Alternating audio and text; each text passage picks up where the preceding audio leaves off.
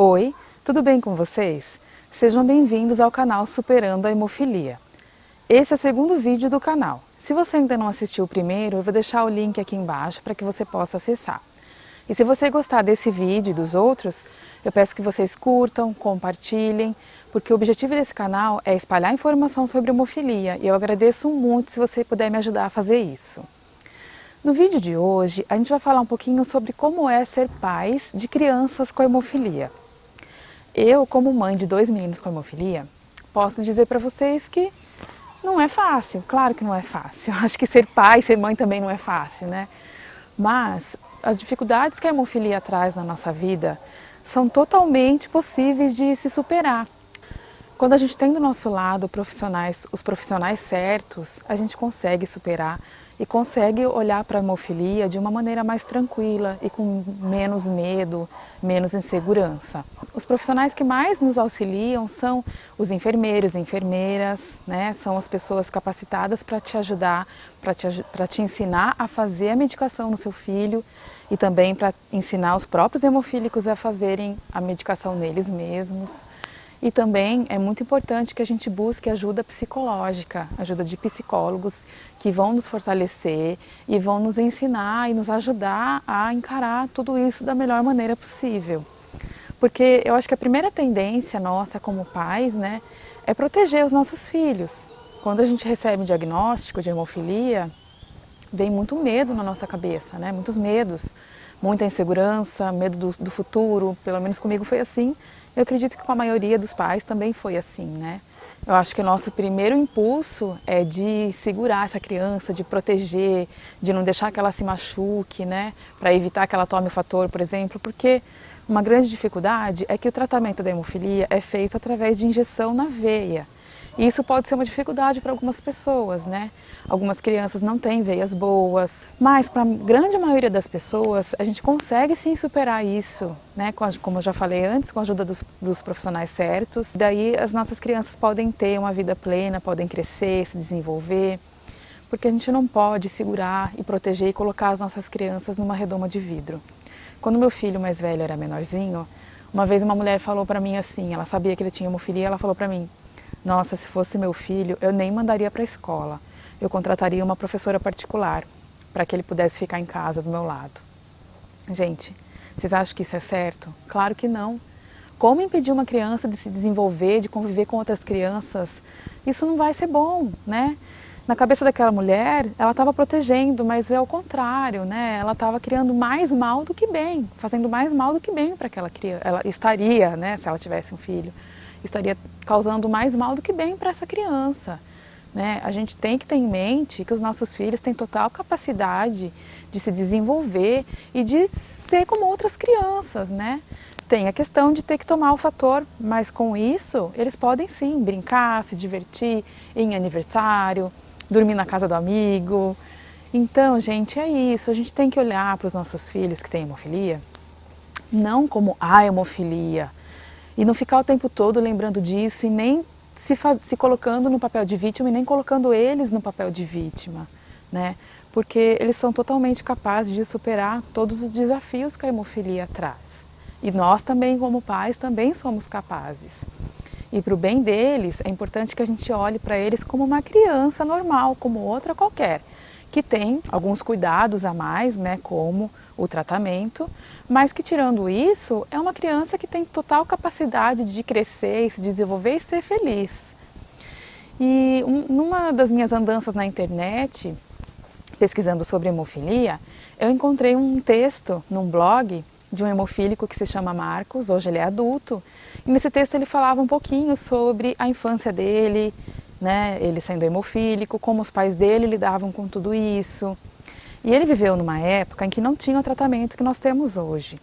Então ele tem algumas sequelas por conta disso. Mas mesmo com essas sequelas, ele tem uma vida plena, ele construiu uma família. Eu não vou contar muito para não acabar com a graça, né, do vídeo, mas é muito bonito ver a forma como ele superou tudo isso, como ele se supera e como ele encara a hemofilia. E quando eu vi esse texto, na hora eu tive a ideia de convidá-lo para fazer um vídeo, né, para o canal, mais ou menos falando sobre o que ele falava naquele texto, e ele topou. Então, Marcos, muito obrigada por ter topado. Tenho certeza que o seu vídeo vai enriquecer muito o canal. Gente, se o Marcos viveu numa época em que não tinha tratamento e ele teve uma infância plena, uma infância feliz e tem uma vida feliz, as crianças de hoje em dia vão ter também uma infância feliz como ele teve, vão ser adultos saudáveis e felizes e sem sequelas, né? Porque desde que se faça o tratamento certinho, as crianças que hoje têm hemofilia vão crescer sem sequelas. Então é isso, gente. Fiquem agora com o vídeo do Marcos. Eu agradeço a atenção de vocês. Um beijo para todos e até o próximo vídeo. Oi pessoal do Superando a Hemofilia, meu nome é Marcos Bausch, sou hemofílico tipo B grave, pai do Manu de 9 meses e do Miguel de 3 anos. Há um tempo atrás eu escrevi uma carta endereçada aos pais de hemofílicos e aí o pessoal pediu para eu gravar esse episódio falando um pouco disso com vocês, sobre minha condição de hemofilia e a minha condição de pai também. Contando um pouco de mim, eu nasci em 82, na cidade de Alagoinhas, na Bahia, numa época em que tomar fator 9 de coagulação era muito difícil. E também não tinha muita informação sobre hemofilia naquela época, né? Sem contar que as transfusões de sangue representavam um risco muito grande de doenças, que nem a AIDS e a hepatite C, né? Sem contar que a disponibilidade de fator 9 na rede pública era muito precária, não tinha quase nada, né? E, bom, apesar disso, meus pais se esforçaram muito naquela época e tentaram me dar uma infância super livre, né? Subindo em árvores, correndo na rua, brincando com meus irmãos, jogando bola. E eu lembro até uma vez em que eu cortei o dedo tentando fazer um arco e flecha com canivete e quase decepei o meu dedo fora. Mas pode parecer que isso é negligente, assim, né? Uma criação negligente. Mas eu vejo ela como uma coisa muito importante, assim, né? De empoderar a criança desde pequeno a conviver com a sua condição, né? E eu lembro também, como a disponibilidade de fator 9 era muito baixa, eu lembro que a gente tinha sempre uma dose de fator guardado na geladeira para alguma eventualidade e que algum parente trouxe de fora, assim. Eu acho que já até tinha perdido a validade, mas ela estava lá como uma rede de segurança, assim, né? Quando precisasse. E aí hoje em dia, mesmo andando de muletas por causa das sequelas da hemofilia, né, as dermatoses, eu sou funcionário público, sou casado, tenho 2 filhos, sou atleta amador de maratonas aquáticas e considero que a minha vida é muito boa, assim, apesar da hemofilia e apesar das deficiências decorrentes, né. A outra coisa que eu ia dizer é que eu sei que a hemofilia tem uma carga psicológica muito grande, né? Tanto para os pais quanto para os próprios pacientes. Uma vez que a gente nunca sabe quando vai ser o próximo acidente, quando vai ser o próximo sangramento, quando vai ser o próximo machucado, e que a gente acaba caindo num medo muito grande de fazer as coisas, né? E os pais, com certeza, né? Eu tenho muito cuidado com meus filhos e eu sei que se eles tivessem alguma condição eu ia tentar proteger eles ao máximo, né? Mas cair numa criação super protetora também não é interessante. Porque a superproteção é um amor medroso, né? Um amor que tenta proteger a criança de tudo que acontecer. Mas se a criança não aprender a cuidar de si mesma, na hora que os pais faltarem, ela não vai saber muito bem o que fazer, né? Então eu acho que é super importante acompanhar, estar perto da criança, mas deixar ela se empoderar da condição dela, entender o que está acontecendo no corpo dela, entender o que isso representa na vida dela, como é que as coisas vão afetar ela, para quando acontecer e ela estiver longe, também ela poder saber como cuidar de si mesma, né? E hoje em dia, ainda mais com o tratamento profilático, né, que existe, eu acho que deixar a criança brincar e depois ter a segurança de um tratamento profilático, de fator disponível, fator acessível, é uma coisa incrível, né? É uma coisa que não tinha na minha época e que hoje em dia vocês estão super bem resguardados quanto a isso, né? Uma outra coisa que eu queria dizer é que também não se prender a diagnósticos, né? Eu sei que quando você descobre que o seu filho é hemofílico e você procura nas redes sociais, você busca na internet saber o que é, o quadro que se pinta não é dos mais bonitos, né? Não é dos mais interessantes. E isso muitas vezes pode assustar os pais, né? caramba, meu filho tem isso e não sei o que vai acontecer, né? Mas eu acho que é importante lembrar que a gente não é o diagnóstico, né? A gente tem essa condição, mas que a atitude que a gente tem perante essa condição pode mudar sempre, né? Mesmo eu que tenho sequelas muito fortes, né? Ando de muleta, sou deficiente físico, o jeito como eu encaro isso pode mudar, sempre pode mudar. Então essa liberdade frente aos diagnósticos e aos prognósticos também está sempre disponível. E isso era uma coisa que eu queria deixar registrado para vocês, que embora a criança tenha essa condição e não é uma questão de negar isso, mas uma questão de uma atitude diferente perante isso, né? Que você sempre pode mudar isso que você lê, isso que você está estudando.